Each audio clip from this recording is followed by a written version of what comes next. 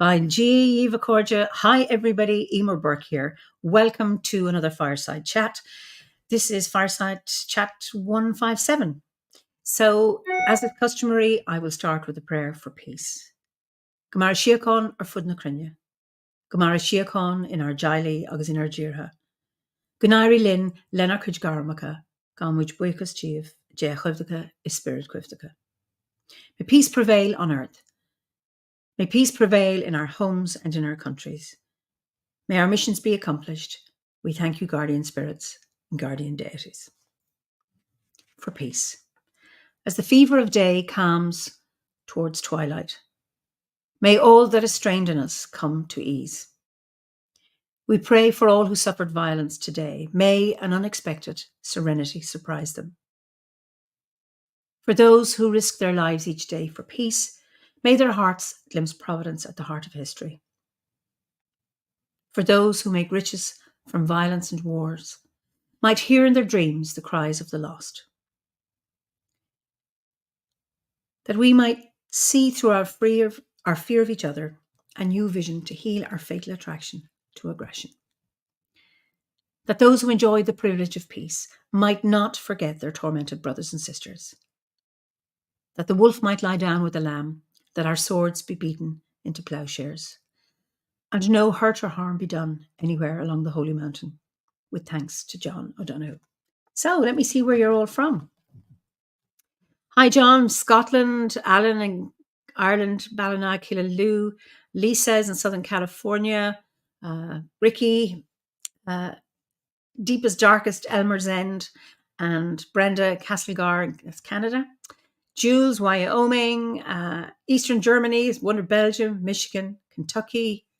Nimi's in Hertfordshire on a beautiful autumnal equinox week where we are having an Indian summer here. Thank goodness. It's been the low 20s in temperature, which is really, really nice. And I'm very, very grateful for the last little bit of summer before we head into the dark half of the year. Paul in Penzance, West Yorkshire, Eastern Shoshone. Hi, Liz. Lovely to see you. Brilliant. Southern California. So, Liz, you're in Colorado, so you should say Arapaho territory. Okay, acknowledged. North Hampshire. Hi, Lillian in Sweden. Gloucester. Pat from Ulster. Per from Denmark. Lovely to see you all. Catherine's saying it's cooler here, thankfully. No, I just want more heat. Anyway, are we ever happy with the weather we have? New Zealand, brilliant. Bookham, great. Lovely to see you all here. So we're going again down under this week. We were down under last week, and now we're staying in the Southern Hemisphere. So let me welcome my guest, Chris Parker. Chris, you're so welcome. Thank you, Eimear. Good to see you. Now, I know you're in Australia. Where in Australia?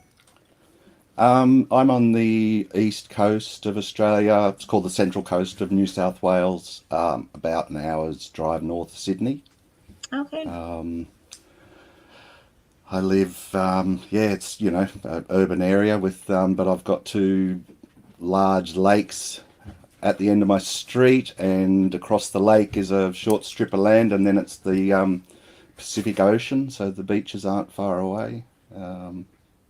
So you have a freshwater lake between you and the sea? It's brackish, so it's part fresh, part salt. Okay. So it's sort of okay. It has a channel to the ocean, but that doesn't let a lot of salt water in. But yeah, it needs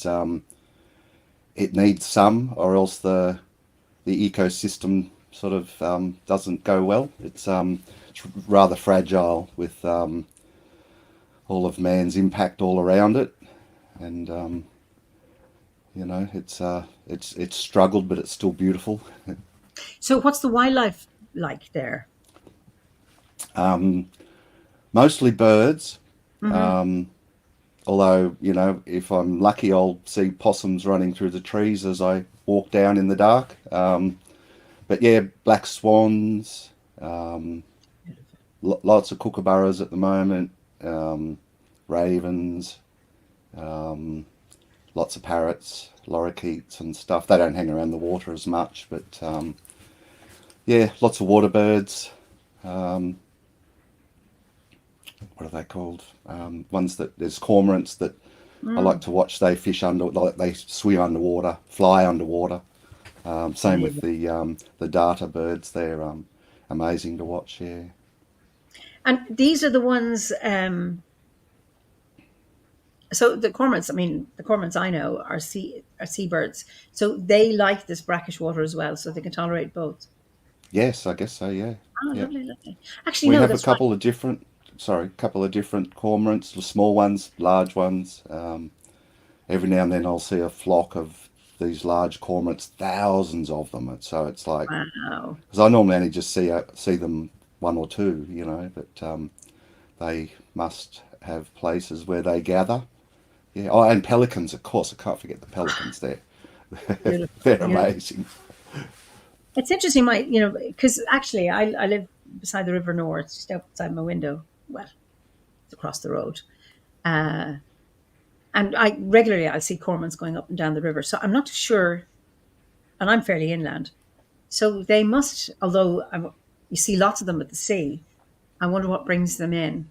It's a fascinating thing. Okay. Yeah, yeah. It's the same with the pelicans. I've always would have thought they were a an ocean bird, but they'll every now and then you look up and you see these little spots miles up. They go so high, and they Oh, there's a really? group of them. They'll circle up and then they'll take off once they get up high enough, and they'll travel 100 kilometers inland. And to Wow. bodies of water inland. So Wow.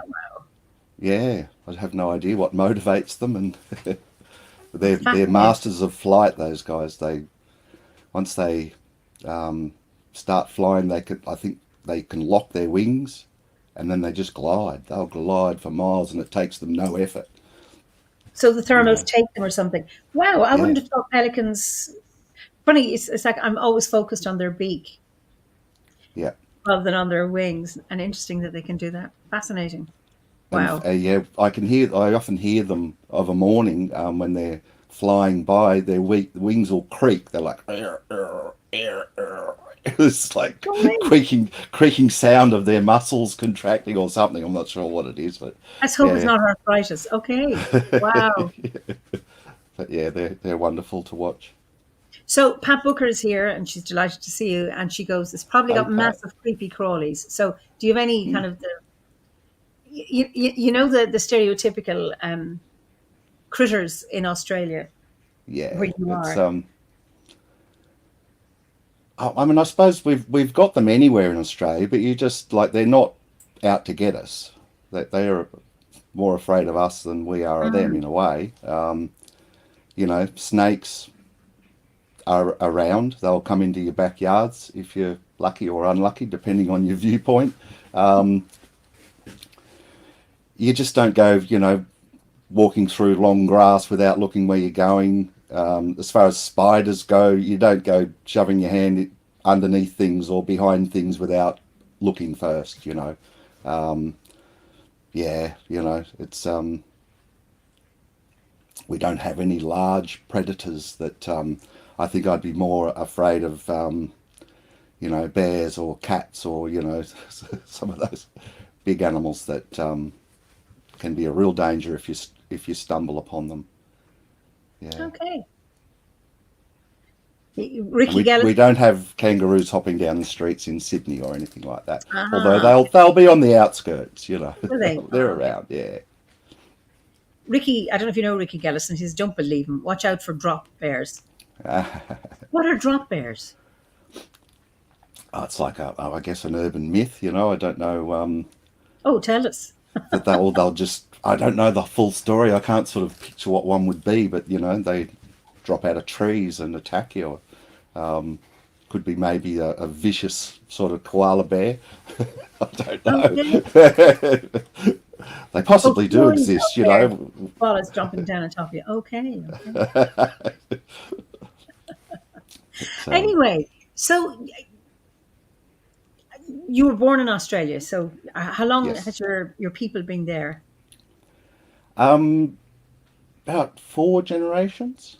Okay, okay. You know, it's yeah, it was through after I started with Obod that I was sort of inspired to look up my ancestry because, funnily enough, it wasn't really discussed in my family. I had no idea where I came from. I imagined it was the UK, but didn't really know. You know, And what did you discover? um, mostly Irish, Okay. and some English, Scottish, Welsh, and a smidgen of from mainland Europe. You know, um, Okay. yeah. So, um, how did you find? I mean, what was your spiritual path before you discovered Druidry? It's an interesting one, I guess. It's not your typical. I'm not your typical sort of. Well, you know, most people I meet that are druids or something have spoken about being on a spiritual path their whole life, and that definitely wasn't where I came from. I remember as a teenager, I was looking for something. It wasn't exactly. I wouldn't say I was searching for spirituality, but I was looking Mhm. for reason or answers. You know what? Yeah. I mean, I was blown away that there's life around me, that I'm alive, and why am I here, and why are they? Why is all of this? You know, so I was really looking for something to make sense of guess of what it's all about. I travelled. I spent quite a lot of time in India. I was sort of hoping that I would find some sort of spiritual guide there that would give me some answers. But yeah, no, I mean, charlatan, like not charlatans, but they're very good at pretending to be gurus to take your dollar. I'm not saying that there's not spiritual people in India. There are, but to find them as a young Australian getting off a plane, walking around on my own, yeah, there was plenty of them that tried to give me guidance. And you know, when they've got me writing numbers down on bits of paper and folding them up and handing them to them, and they're just doing tricks. You know, it's like, yeah, sorry. You know? I also saw so many people that would, like Western people from France and Germany and England, everywhere, you know, Ireland, go to India and give away all their possessions to this guy in his orange clothing that had 100 Rolls Royces. You know, Bhagwan Rajneesh was around then. The orange people was a big movement. And people would go there blindly and give all their possessions and be stuck in India.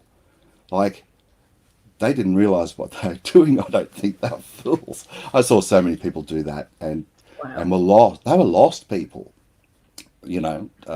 He'd trapped them there. Was But this the anyway, guy that they did that series, Wild Wild Country? yeah, yeah, Oh, not a nice man. Oh, people still quote him, you know, and it's like, yeah, yeah. oh, don't you realise that Is he it was a Osho? Is he another predator? name? Yeah, Osho, yeah, he's a predator.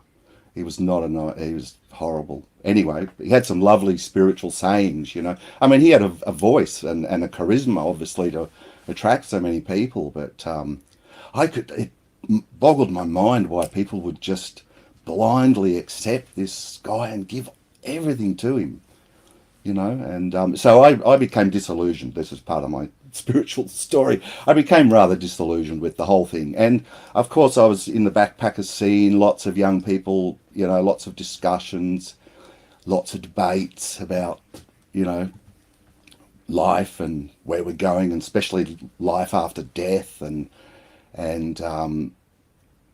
yeah, I sort of in the end thought, no, I'm not going to find out anything at the moment. I'm going to wait until I die. That was where I sort of, that's it. So I spent the the bulk of my life, the next sort of 30, 40 years, just working, having children, raising children.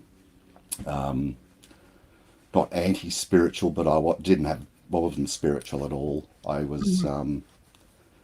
you know, very strong streak of skepticism running through me that, you know, I'd be rolling my eyes at most of the people that I love now, you know, going, yeah, right.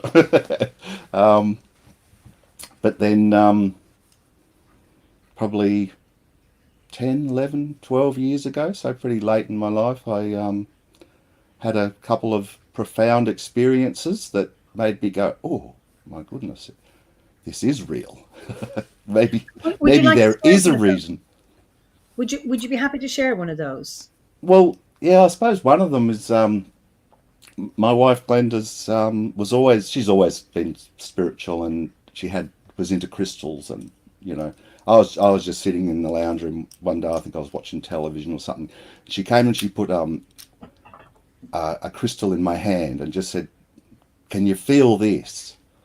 And so I sort of, you know, cupped my hands and sat for a while and said, "No, no, I'm going to need something bigger." So she went and got a selenite tower and sat Okay. it in front of me, and I put my hand over the top of it, just hovering above it, and just sat for a while, and then I got this massive rush of energy that went up my arm from the hand that was over it, and it hit my heart, and it was almost like I freaked out. I pulled my hand away, and it's like, oh, and the rush kept going down my other arm, and it's like, whoa, you know, I didn't make that up. What the hell's going on? And that just, I suppose, it sort of woke me up a little bit. In that there are unseen powers that, you know, and that the powers of crystals are real, sort of thing. Still to this very day, there's like still a thread that's from me to that selenite tower Wow. that I feel it's weakened over time, but there was for quite a while there was a strong thread of some sort of connection that I'd just have to conjure it in my mind, and I'd start to get that sort of feeling again. Wow. That's an amazing story. Yeah. So and I suppose another thing that woke me up was I wasn't real thrilled with the job I'd had at the time, and I used to get driving home from work. I used to get road rage. Okay, I'd be in the traffic and I'd get really angry, and it was, you know, I mean, I didn't run people down or anything, but so my wife took me to a local Buddhist center for for meditation, Hmm. just a meditation thing, and funnily enough, I got to know the Buddhist monk. He was a lovely guy, and the first connection was I had a Chemical Brothers T-shirt on, and I've walked in. He's gone, "Oh, I saw the Chemical Brothers in Glastonbury when he was 15," and I'm like, "Oh, wow, okay." So we had a good connection, and all he was teaching was just basic breath meditations, you Mm. know, and just I tried deviating a bit here. I tried meditation when I was younger, but the whole clear my mind of every thought was just beyond me, you know. So this was nice meditation where he was just focusing our mind on one thing, on our breath. And I went along there for a while, and plus all these his messages of, you know, of happiness, the Buddhist messages of, you know, if you can't fix it, why worry, and if you can fix it, and then don't worry, sort of thing, you know. And in one of the meditations, and it's the first time it's happened, and it's probably, I don't think I've ever gone to this same place again, but in one of those meditations, I became my breath. It was like I was the ocean, I was the tide, and all of a sudden I sort of realised, and I snapped out of it and it's gone, oh, that's the place, that's where I want to be. It's like, that's that centre, you know. And so that sort of also awakened me, I guess. And not quite sure how from there I realised that I was pagan. You know, I'm not quite sure what led me to understand that okay, pagan people are the people I need to find and hang out with. Okay. So I did a bit of googling and found that there was a pagans in the park at a place not far from me. So my wife and I went along one day and met a whole bunch of lovely people, and it was being run by a lady that you may have met Jeneth at Yes, Kamar Bon. I did. Yes, too. Yes, yes. Oh my God. Yes, yes. Yeah. So she was running it, and um, I went a couple of times, and then one week I went, and she said, "Oh, I've just signed up for this introduct like the free introductory. Was it free in the beginning? And the 2 introductory gwerths you get from a druid place." And I go, what's that?" And she's gone, "Oh, look, you have to have a look. Go and look at druidry.org." And I came home, and I looked on the web, and I read the front page, and it's like, oh my God, I've been there before. That's home. That I've been there. That's me. It's that whole cliche. So many people say that, but it's They like do. They do. that happened to me. It's like, oh Yeah. wow. And I think the wonderful thing about that, and what made me really embrace it, was it gave me a single path to follow. Rather than before that, it's like, oh, I love crystals, I love herbs, I love this, I love that, I want to learn more about everything. It's like, and it was sort of a bit, not overwhelming, but it was a lot. It's like, so I signed up with Obod, and that grounded my path and gave me a single focal point, which was wonderful. Yeah. Brilliant, brilliant, brilliant. And of course, you and I met, and Linda. It wasn't Kaimabon. It was Earth Spirit, wasn't it? Yes, yeah.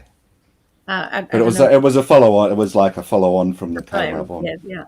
So Janice once Janice heard that we were going to the UK, she said, "Oh look," and I think at that stage you guys had sort of closed the doors to the visitors. There was a bit of a I don't know, unhappy experience the year before or something, and so we were very lucky to Janice gave us an email address. I think I contacted Penny, or might have yeah, even been Arthur, and they invited us, and so we were very lucky to join in a very nice small group and meet UK Druids for the first time, which was so wonderful. It was indeed. That was 2017, wasn't it? yes, Okay, the year yes, before it had been here, and we'd had two. but We'd had two in Kaimabon, and then one here, and then Earth Spirit.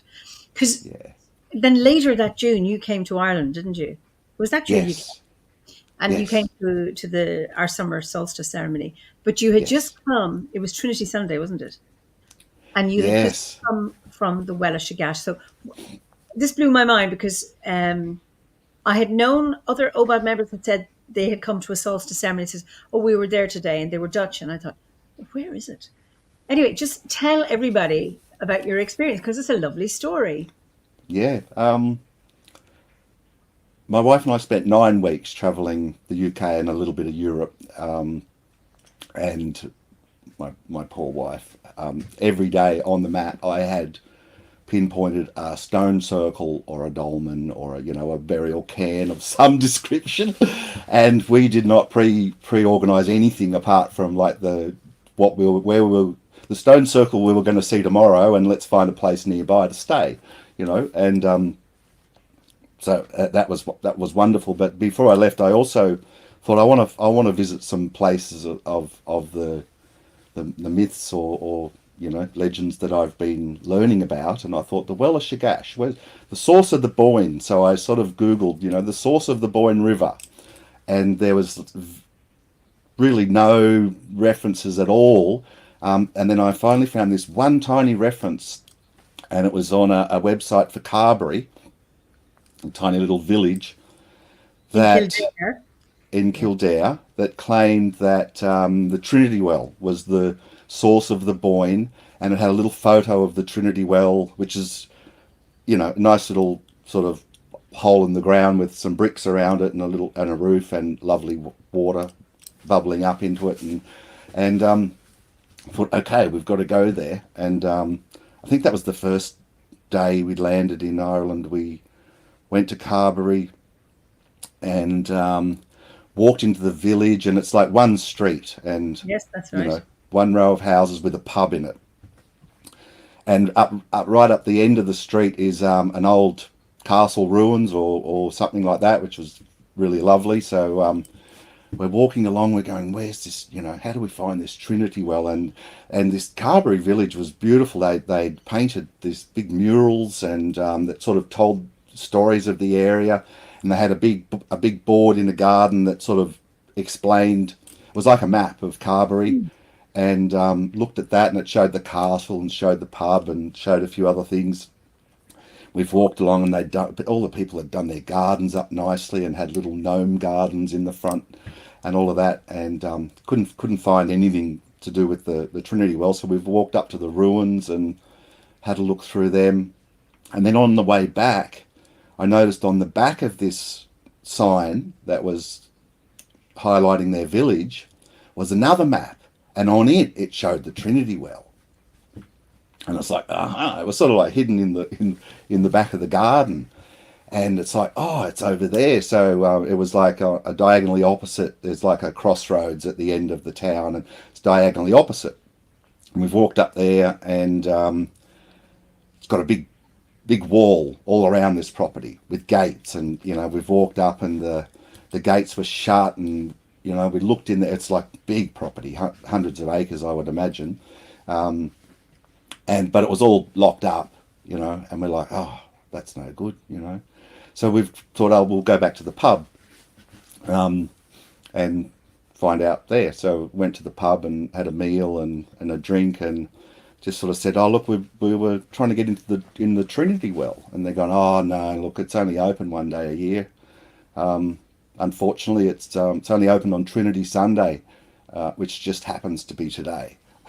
Which was like, so it was that day. They're going, oh, look, they'll open it at about 10 a.m. or something, and then you can go in, which was just amazing. So anyway, we've walked up to the Trinity Well, walked up to the property in through the gates, and there was people gathering. The owner, who sort of, someone bought it, I'm not sure how long before, but basically closed it off to the public and opened it on this one day for a celebration. So there was a lot of people going in, and it was only just beginning, so it was just a trickle of people, really. But they were going further up to the house, and we've walked in, and then I could, because I'd seen the photo of the Trinity Well, I spotted it. I've gone, oh, there it is. So went over there, and my wife and I were sort of sitting there, and I was just sitting there, just taking in the atmosphere and feeling the place. And then the next thing, I sort of hear this guy behind me, and I've turned around, and he's sort of crouched down, and he's gone. He was a photographer, and he had his young daughter with him, and he's gone, are you really looking for the Trinity Well, or are you seeking the Well of Shagash? And I've gone, I couldn't believe it. I fell over. I've gone, oh, we're looking for the Well of Shagash. And he's gone, because it's over there. And I've turned around and looked across, and here's this. It's like it was surrounded by reeds, so it was really hard to really see it. But and it was quite muddy around the edges, and so I wandered down, and you couldn't really get to the water's edge unless you had gumboots or something on. But just looking at this place that was the source of the boy, and it truly was, and it was. There was nothing feeding into it. It was what fed out. But I think it goes to more than one river. I think it feeds. I'm not quite sure. I think I have vague Well, I don't memories. know if it does, but certainly the Well of Shagash has 5 streams leading from it. According Yeah. to myths, except this doesn't have 5 streams, but that Okay. feed the 5 rivers of Ireland. We have more than 5 rivers, Yeah. and then of course it's the 5 senses, and then the well is the source. But it isn't. And of course, there aren't any hazel trees there at this I point. we spotted one Oh, did you? Because I because I haven't. was sitting next to a tree, and I'm like, and then I've sort of thought, oh, hazel trees, and I've looked up, and it was a hazel tree. It's only very young. It was only small. Okay, it might be the only one, but Maybe it's gone. I don't know. It wasn't. It was only young, but just like, oh, that's beautiful. That is beautiful. But it is a magical place. It is a magical place. yeah, yeah. And just the circumstances that got us there. It's like you couldn't recreate that. And I remember when you came to Three Castles and you told us, I was so envious. But then the following year, Yes, was it 2 years? Um, Pamela. Pamela, because you had told her. So then she had contacted me and said, can I come over and we look? And it so happened because Trinity Sunday moves. It's got to do with so many Sundays after Easter. It's got to do with the full moon and all that stuff. So it moves, it shifts, and it was in May this time. So she came, and myself and Alwyn, a friend, and Coach, who's another member of the order, we went up there. And of course, yes, on Trinity Sunday, the gates were open. They do a mass. We came in later, and then everybody was leaving, so we stayed at the St. Nexton's Well. It's got Trinity Well is also called St. Nectan's Well. Okay. And Boann allegedly was married to Nectan. And then Carberry Castle is St. Nectan's Hill. So lots of history. And then we went over to Bake's Pool, or the Well of Shagash, whatever you want to call it. And it was Pamela, engaging with it because she was working on her divination system, the Well of Shagash. Yeah. So it was just wonderful for her to actually go to the Well of Shagash and make an offering there. She with the Panama stone, and it was just really, really powerful, just beautiful, beautiful. So I've been back a few times. I have a way of getting there. Oh, okay, that's good. It was a good way to kick off our entry into Ireland, I can tell you. Oh, absolutely! You went straight to the source. That's brilliant. Yeah. Just beautiful, beautiful, beautiful. So, do you have a grove or a seed group in where you are? I sort of I started off a seed group called the Song of the Eastern Sea, which is referencing we have the whales that travel up the coast each year and back down again, and I used to go scuba diving, so I would be diving out there a lot, and you could hear them under the water. It's just the most amazing thing. Like, they could be 100 kilometers away, but their song is beautiful. But we also have casuarina trees, which have needles that hang down, and when the winds blow through, they sing too. So, like wind chimes. Yes, Brilliant. yeah, it's just a voice that you hear. It's lovely. When the wind blows, they can get really quite loud. They sort of, you won't notice them in the beginning usually, and then someone points it out and listen to the casuarina. It's like, and then you can't not hear it. It's like, so yeah, that I started it, but I wanted it to become, self-sustaining, but it just slowly fizzled out over time. It's so at the moment doesn't really do anything. Okay. I needed to at some point I needed to go back into the forest and walk a solo path again. So it sort of happened after that anyway, that I needed to. And it's good to be able to listen Stop. to that voice. Yes, exactly. And of course, you hold the Southern Hemisphere online ceremonies. You're the tech person. Yes, you gave me the keys to the palace. So I did. or Philip did. Yes.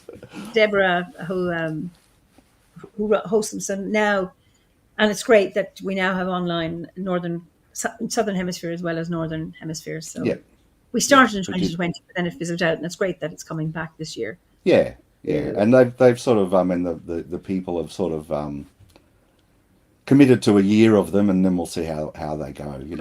Hopefully it'll become self-sustaining, and people will continue to step up and keep them going. And because it's I've really appreciated since lockdown how important it is for our solitary members, or members who live very, very far away from other druids, or who are hidden, who cannot come out as druids, how important it is for them. People talk about them being a lifeline and how important it is. So, and I suppose when groves, physical groves, who can meet physically, offer to do an online one, it's such an act of service, yes, for other members. And I really appreciate the support that the order gets from our members who do that. So very grateful for our Northern Hemisphere holders, and now our Southern Hemisphere holders, which is brilliant.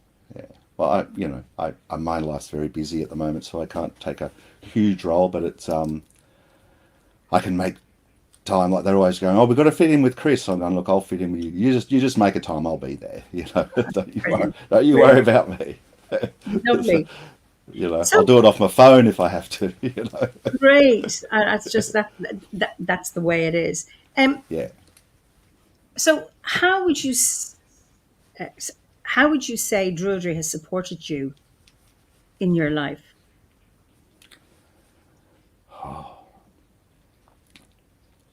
When I look. I have to say that the Bardic grade, which I spent 3.5 years doing, and I did quite thoroughly. Every day or all day, and I took my time, and it was life changing. That changed my life. I'm a different person now than what I was then. Before that, I think the most beautiful thing about it was it sort of gave me permission to explore creativity. It sort of inspires us to, Hmm. try things Yes. and but I think I'm not sure. I can't speak for others, but for me, coming away from school, I can't write, I can't paint, I can't do art, I don't do music. I'm not musical. I can do maths and science. That was basically what I came away with. So I never really explored any sort of creativity in a way. So that through just being inspired to try things, it's like opened up a whole world for me. But also it being inspired to look into my ancestry and find out where I came from. I did silver work. I discovered I could make jewelry. Great. There's so many things that I tried. That I discovered that. Well, it was like music, for example. I didn't really think that I was very musical. I remember I went to a full moon ceremony. It wasn't a druid one, but just with local people at the beach, and this guy had like a medicine drum that he was playing. Young guy I knew quite well, and I'm like, oh, that's good. That's really setting a nice mood. And I thought, but I don't know anything about where that drum comes from, so I'm not going to rush off and buy a medicine drum. I didn't sort of feel like that would be the Yeah. right thing to do. But I thought, well, what's like that I can use musically, and discovered the Balron. I'm not sure if I say that right because You did the I've barrel. played Perfect. I've played it many years, but everyone says it differently. But and I thought, well, wow, that looks like one, but I can use it in music. So got myself a Balron and found out that a friend of mine's husband was a professional musician and plays many instruments and was happy to teach me the Balron.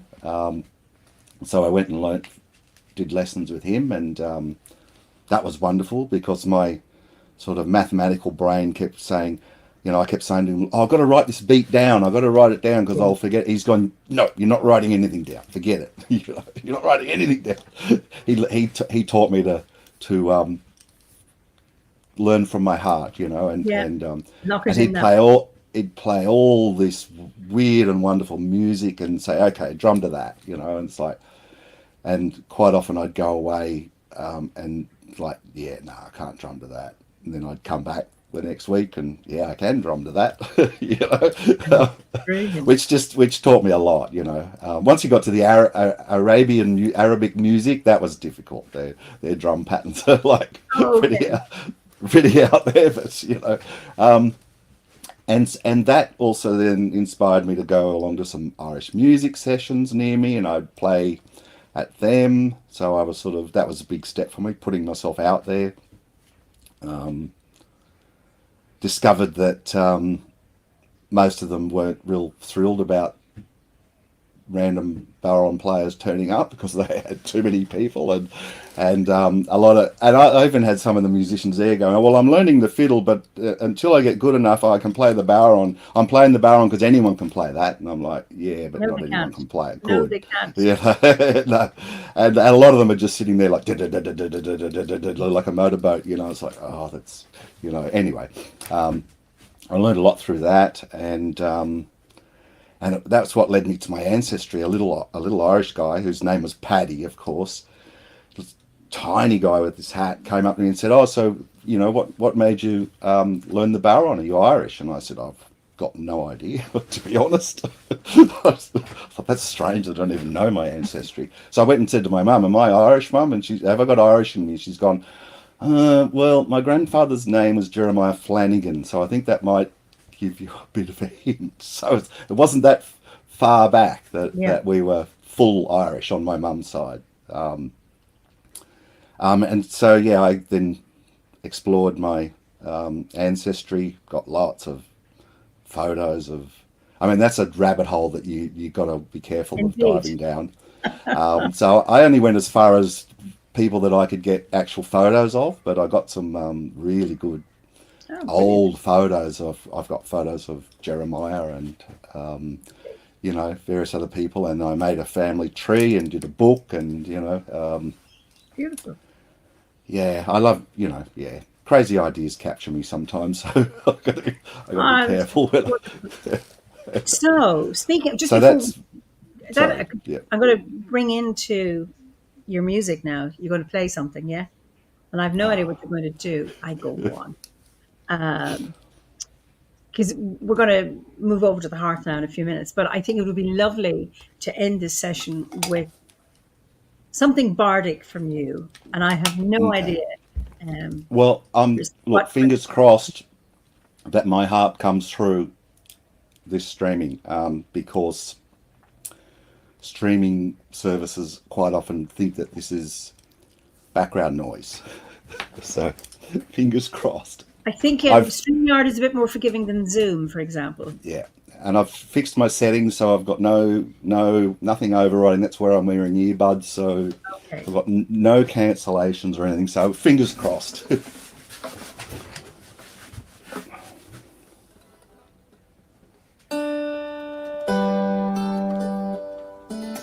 Sorry, got the shakes going already.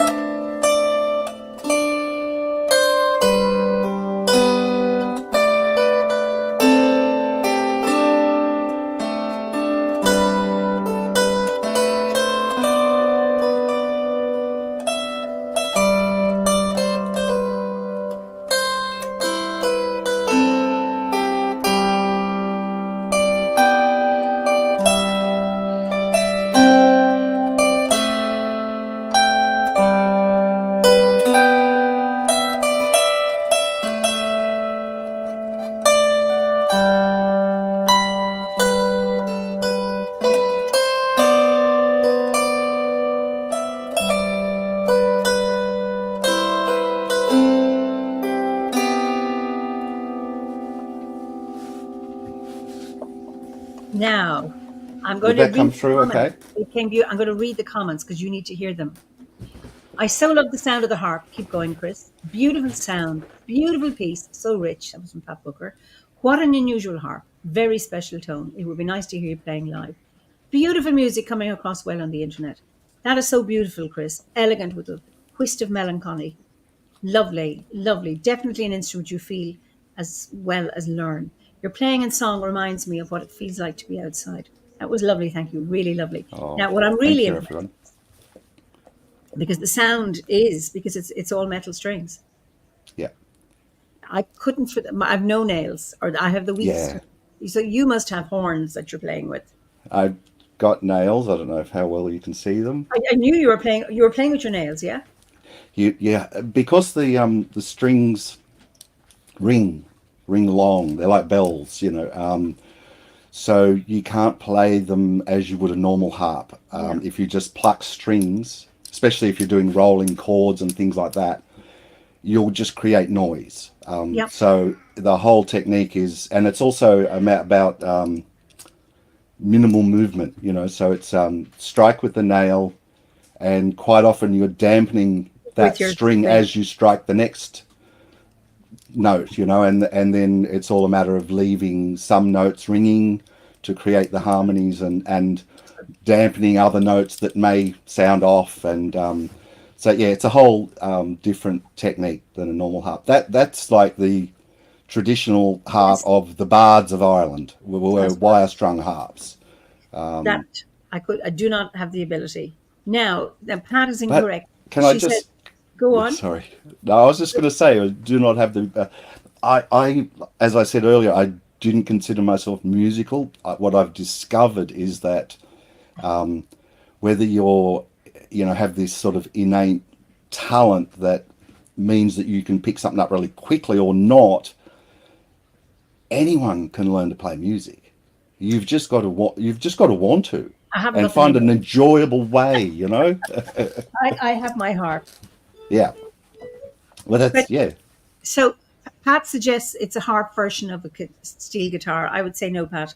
The steel guitar is a version of the harp. Yeah. And David Jones says, "Bravo! You've made such progress from a left-brained mathematician to a right-brained musician, as Oh, you both, thank you. as you say, both are related." And then Nemi says, "It's definitely mathematical and And look, philosophical." Go on. I was sorry, but just the whole process of learning music and playing music is one of those things that you know, they've done studies and shown what it does to your brain, and it's like setting fireworks off in your brain. It's wonderful, you know. It's It's to- it's yeah, it's it's just beautiful, absolutely beautiful. And philosophical says this is the last comment. I hadn't heard a harp with metal strings before. That's why it sounds more sort of crystalline, I bet. And of course, yes, that yeah. purity of sound is incredible. So there was no need to be nervous, was there? Well, I was shaking through that, and it's not easy to play while I'm shaking. So there was a few mistakes in there. Uh, do you know Arthur Billington? Yes, of course, he's a What he lovely gave me man. advice. He said, "Never talk about your mistakes." Yeah. Oh, look, I yeah, He and said, "Don't." I I said, "Do you ever make mistakes, Arthur?" And he said, "Of course I make mistakes all the time." I said, "It never comes across." He said, "You never talk about them." Not to, yeah, when someone says that was amazing, you go, "Oh, I made mistakes. Did you know that I got the third bar and made a mess?" You go, "Oh, yeah, you did," and you end up upset. Is you say nothing. You just continue. yeah, yeah, Hmm. yeah. I've got to learn to do that. I don't play in front of people. I've done like 3 times. I've now played in front of people, so So you it's used to I need to play. do it more often. Okay, I'm just correcting you there. You used not to play in front of people. You now Yes, do because I have no idea how many I've people are going I've to see this the only time I have has been at like retreats and things. OBOT assemblies Oh, or brilliant, brilliant. retreats. You know. Per wants to know, does your harp have a name? It is. It's called the Rose, and it's from Ardeville Harps in Scotland. Not to give them a plug, but Oh, you didn't make it it's yourself. no, You do make no. instruments, don't you? I made when I was first, and I really have no idea what drew me to the wire strung harp and when I first heard it or anything. Can't quite remember what got me there, but I thought, well, before I spend the money on one, I need to know if I'm going to be able to play it and if I'm going to stick at it. Because I know myself now, and I'm very prone to new hobbies that cost money and then disappear and become a waste of money, you know. So I made a cross between a harp and a lyre, and I strung it with brass strings. And that's what I played at the New Zealand Assembly, I think, that Yes, you it were was at. brilliant. Listen, it's been such a joy, and we're going to move over to the hearth now, and let's hope our OBA members here will turn over or join us over there. It's been such a joy talking to you, Chris, and you're going to play something else on the hearth as well. It'll be around the fire Okay. in a few minutes, Thanks. so I'll let you say goodbye to people. Okay. Bye, everyone. Thank you for being there and your inspiring words. Our viewers here are Yeah. so lovely, absolutely lovely. Anyway, Yeah. I'll see you in a few minutes, so hang in there. So, thank you all for joining me this weekend, and what a lovely conversation, and lovely to hear Chris play. So, hopefully, you can join me on the hearth in a few moments. And if you don't, maybe you can join us this Saturday for our online Connacht an Or Alban Elford's autumn equinox ceremony, which is at 7 p.m. UK time, and it's going to be held by the Chinook Hills Grove in Canada. So have an abundant harvest, and for those of you in the southern hemisphere, may you have lots of may the seeds that you plant at this time prove to be fruitful. So until we meet again, Slán ó Fáil.